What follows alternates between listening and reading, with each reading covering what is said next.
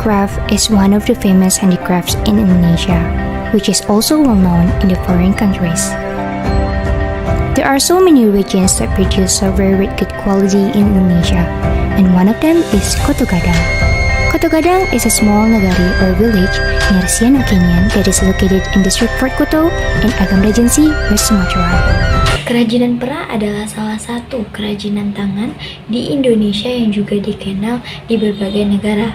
Ada banyak daerah yang memproduksi perak dengan kualitas bagus di Indonesia, dan salah satunya adalah Kota Gadang.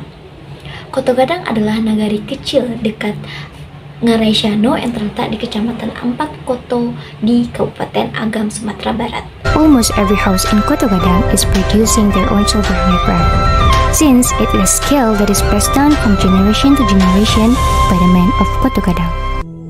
Amai Setia Handicraft Center was established in 11 February 1911 by Rohana Kudus. It is a type of business entity that includes almost all of Kota Gadang craftsmen as members. Hampir setiap rumah di Kota Gadang memproduksi kerajinan peraknya. Sejak kemampuan itu turun-temurun dari generasi ke generasi oleh laki-laki di Kota Gadang. Amai Setia adalah pusat kerajinan yang didirikan oleh Rohana Kudus pada tanggal 11 Februari 1911. Ini adalah jenis bisnis bersama yang termasuk hampir semua kerajinan laki-laki sebagai anggota dari Kota Gadang. Nama saya Ibu Susi, karyawan dari Amai Setia. Apa perbedaan Amai Setia dengan toko-toko kerajinan perak di tempat lain? Kalau Amai Setia ini perkumpulan pengrajin-pengrajin itu banyak yang menjual ke Amai Setia, atau Amai Setia memesan ke pribadi-pribadi. Sementara yang pribadi itu dia berdiri sendiri. Kalau Amai Setia ini bukan dia milik sendiri, cuma ini milik nagari atau milik desa lah istilahnya. My name is Susi. I'm a worker in Amai Setia. What difference Amai Setia Handicraft Center from other silver work? Normally, silversmiths sell the accessories to Amai Setia, or Amai Setia order the accessories directly to the silversmiths. Meanwhile, all of the silver workshop are independently run by local people, whereas Amai Setia is associated with Nagari Village, Kota Gadang.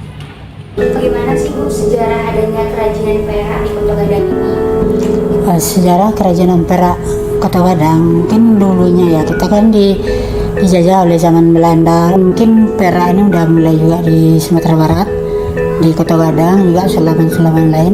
Tapi khusus dengan perak kira-kira tahun 1918 sudah mulai dikenal. Jadi sesudah awalnya masuk perak ini, apakah memang tujuan untuk dijual belikan atau gimana?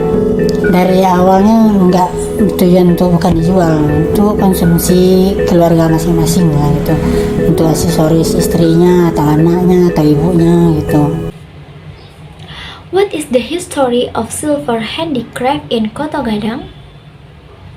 The history of silver handicraft and embroidery in West Sumatra, Kota Gadang may have begun during the Dutch colonial era, but for the silver handicraft itself could have started around 1918. What the first purpose of the silver handicraft at Kota Gadang to be sold to the public? At first, it wasn't for sale, but it was for family use, such as accessories for wives, children, or moms. Apa saja sih Bu ciri-ciri khas dari kerajinan perak di Kota Gadang ini? Kalau di Kota Gadang jenis kerajinan peraknya kan banyak macamnya, tapi metode kerjanya dua yang besar ya. Yang pertama ada berkarang, ada juga yang dipahat. Contohnya kalau yang berkarang seperti ini kan disusun satu-satu.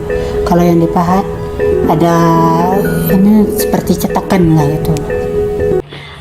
What is the characteristic of silver handicraft in Kota Gadang? There are many different types of the silver handicraft in Kota Gadang, but there are two ways to make them.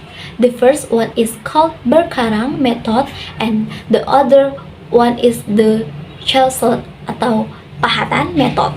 This is an example of the berkarang method where the silver is arranged one by one, while shell salt or pahatan silver is made by using a silver mold. Jenis aksesoris apa aja yang dihasilin dari produksi kerajinan ini? Kalau jenis dari aksesoris macam-macam, ada kalung, ada cincin, ada gelang, ada anting gitu. Ada tusuk konde juga, ada juga dari untuk miniatur macam-macam, dharma adat, jam gadang, kapal, masjid, banyak lah. Biasanya yang paling diminati masyarakat jenis aksesoris yang seperti apa? Kalau masyarakat umum, tergantung ini konsumennya ya. Kalau anak remaja biasanya cincin-cincin sama kalung gelang. Kalau ibu-ibu rumah tangga biasanya ini kalung yang besar-besar itu tambah gelang itu pada umumnya. What kind of accessories are created from the silver production? There are so many accessories such as necklace, rings, bracelets, earrings, also traditional hairpin and miniature, including traditional house of Minangkabau, jam gadang, sheep, musque, etc. And what kind of accessories do customers want the most? Well, it depends on the customers. Usually, if the customer are teenager, they will choose rings, necklace, and bracelets. But if the customer are housewives, usually one large necklace and bracelets. Lalu sampai sekarang kira-kira berapa pengrajin yang masih meneruskan usaha kerajinan perak? Kalau sekarang bisa dihitung dengan inilah paling 5 atau 6 orang lah yang masih aktif. Ya kalau dulu-dulunya masih banyak, tapi karena ada imbas-imbas dari corona macam-macam lah nantinya. Yang terutama sekarang corona ini ya udah mematikan semua. Tuh bikinnya pengrajinnya menyusut dan beralih profesi yang lain. How many silversmiths that are still in the silver craft business? Currently, there are just a few silversmiths who are still engaged in the silverware business. Perhaps it's only 5 or 6 people.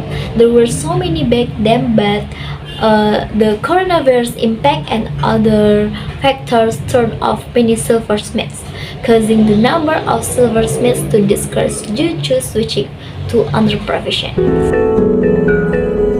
In Kota Gadang, there are so many craftsmen who sell their own work. One of them is silverwort Willy Shah or Matwan.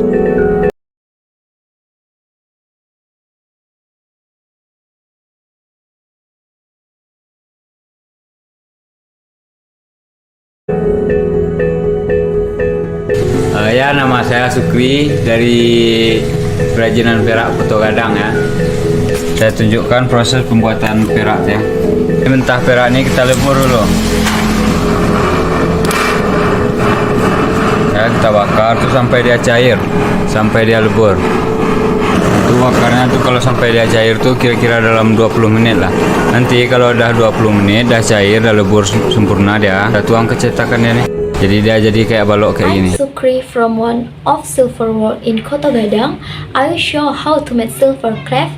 At first, the raw silver material will be melted down. It must be burned until the raw material melts and becomes liquid silver. The process may take up to 20 minutes. If the silver metal has completely melted after 20 minutes, it will be poured into the mold. As a result, it will produce silver in the shape of block similar to this. Habis jadi kayak balok, ketok lagi. Jadi ketoknya itu sampai dia halus, sampai panjang, supaya nanti dia bisa masuk lubang size ini. Nah, kalau udah bisa masuk lubang size, kita tarik dari lubang size paling besar sampai yang paling halus, paling kecil, sampai dia finishing dia jadi kayak gini, sampai jadi tali halus kayak gini kan. Nah, kalau udah kayak gini boleh dibuat kayak cincin, bros, rumah Minang. After that, the silver block from the mold will be flattened. The block will be pounded until it becomes flat and long. In order to put it into this house, it able to place into this house. It will be pulled out from the large hole to the smallest hole. The finished result will look like this until it becomes thin silver wire. After that, the thin silver wire could be made into accessories such as ring, a brush, and traditional house of Minangkabau. Saya tunjukkan proses pembuatannya. Ini kalau proses pembuatan yang halus-halus lah. Nanti dirangkai satu-satu.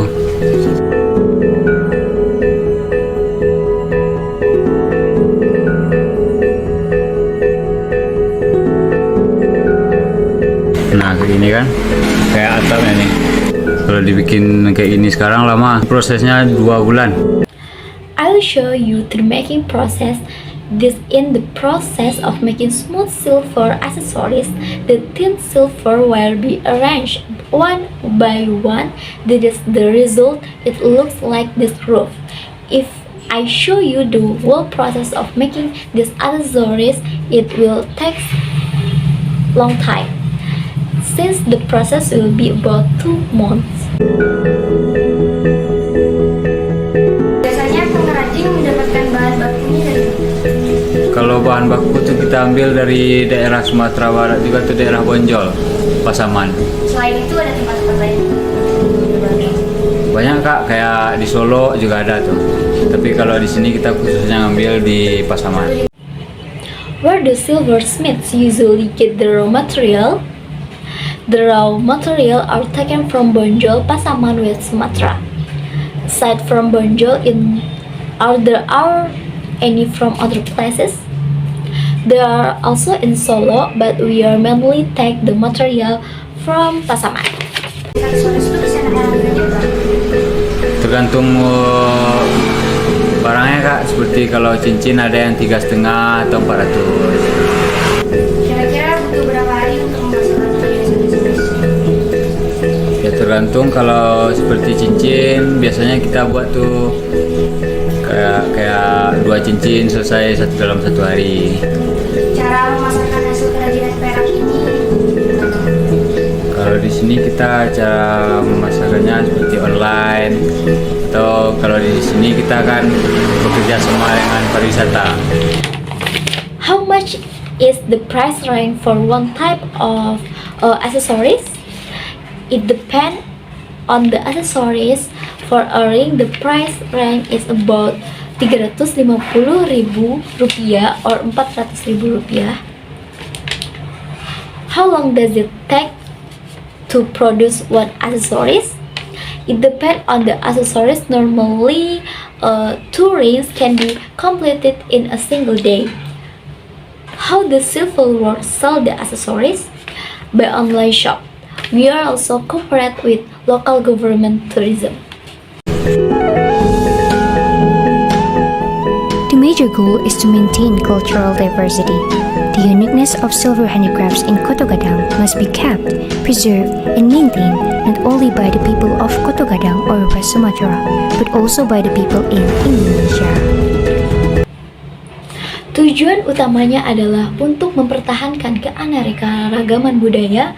Keunikan dari kerajinan tangan perak di Kota Gadang harus kita jaga, dilestarikan, dan dipelihara. Tidak hanya orang di Kota Gadang atau Sumatera Barat, tapi juga semua masyarakat di Indonesia.